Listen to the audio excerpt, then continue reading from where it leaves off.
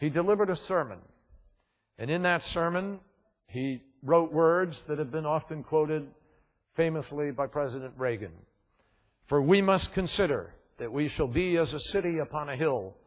The eyes of all people are upon us. It wasn't long before these religious dissidents, many of whom lived in the city of Salem, which took its name from salam, shalom, peace. They experienced their own religious strife, having come to get away from it. They accused women of witchcraft, and they burned them at the stake.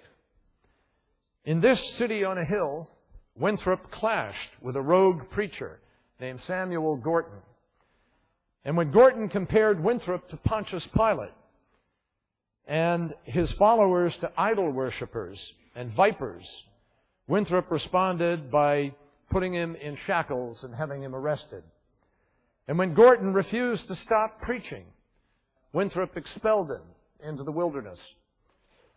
More doctrinal differences arose, this time over relations between church and state.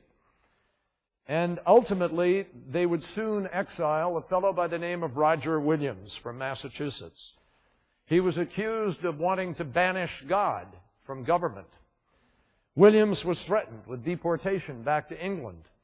Instead, he left Boston, leading his flock, wandering through the woods in the winter in Massachusetts, until he finally burst out on a huge bay, now called Narragansett Bay in Rhode Island, and he discovered and founded a city called Providence, which he named Providence because of what it offered as a safety from the oppression that they had fled from.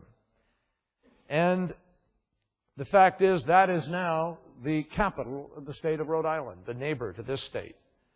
Then a theologian named Thomas Hooker broke with the Massachusetts leadership because he believed that all authority in state or religion must rest on popular consent. It wasn't long before he left Massachusetts and founded Hartford, Connecticut, this very state, now the capital. Yet another pastor, John Davenport, called for his congregants to burn their rings, cloaks, wigs, and other vain personal items in a large bonfire, along with religious books that he considered to be wicked. What happened? You guessed it. He left town to found a colony in Connecticut, making him one of the first to forsake Cambridge, Massachusetts for greener pastures right here in New Haven. And Davenport College, right here at Yale University, is named after him. Today, my friends, those differences are inconceivable. Today, we live as neighbors, brought together more by what unifies us than anything that possibly divides us. These early disagreements, all among a group of Christians who shared disagreements with the Anglican Church, led them to a new world in the first place. Let me tell you something. It reminds me of a joke that a friend of mine told me. A Jewish man was remarkably rescued after he had been stranded for years on a desert island. And he welcomed some news crews to his rescue. He showed them a bucket, and he says, "This is how I got my rainwater." And he showed them his coconut tree, and he walked past a snake pit, which he learned how to avoid. And then they arrive at a clearing, and he shows them 2 shining temples. And the man says, "These are my 2 synagogues." And the reporters say, "Well, if you were here all alone, why did you build 2 synagogues?" And the man points to one and says, "This one I go to every week." And he points to the other with a look of disgust, and he says, "This one, I would never set a foot in it." So, my friends, these are not new challenges.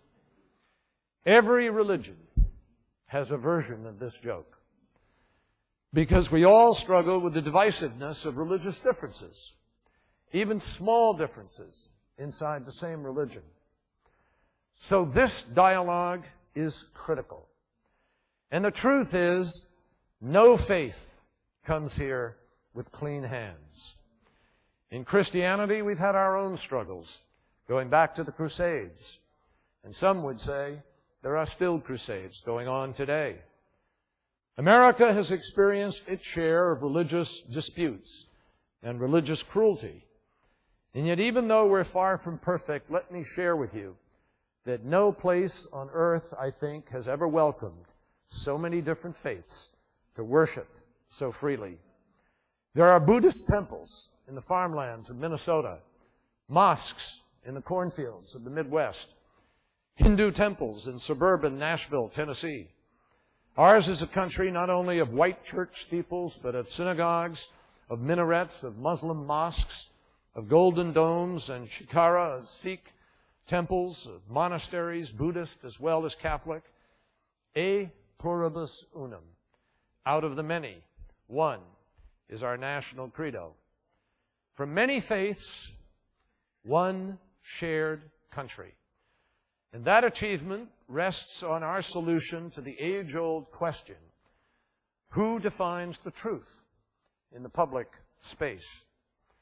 Our experiment has succeeded, I submit to you, because we've allowed for different notions of truth to share space in public life.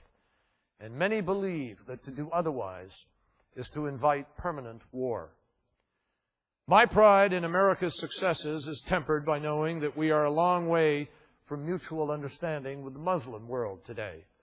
Our enormous problem in that effort is that we lack a forum within which really to discuss these kinds of issues.